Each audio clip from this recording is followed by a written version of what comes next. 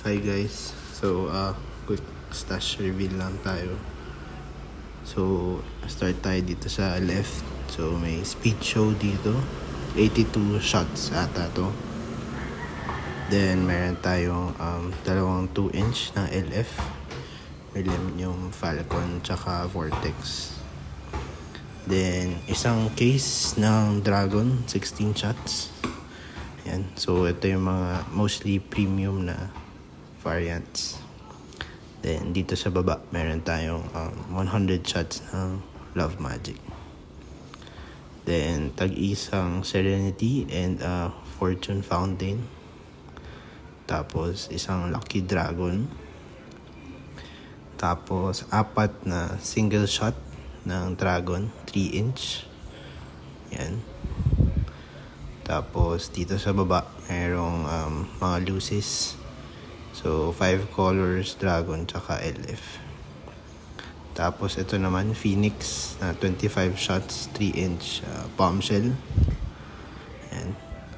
Tapos, ito, 5 shots na 4-inch bombshell. Imported na mga bala. Tapos, ito, meron tayong Phoenix Fountain, 2. Saturn Missiles, 2. Isang LF. Isang V7 tsaka Little Elf. Tapos ito meron tayong 15 shots na mix ng 3-inch tsaka 4-inch. Ayan. Imported din. Tapos Star Mines, 5 na single shot. Ayan, meron tayong iba't ibang klase. Tapos sa Quitis, ito meron tayong Big Black Quitis ng Librilla.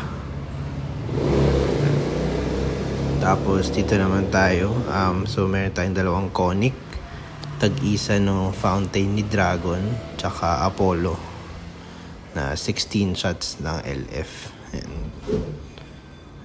Tapos dito naman meron tayong Dragon, 64 na shots, tsaka isang very shocking na 16 shots ng Golden Rooster.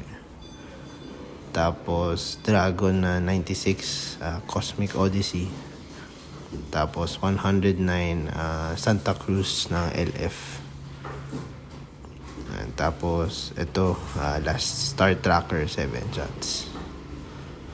So ito na yung full stash reveal natin. So pumili tayo simula August actually.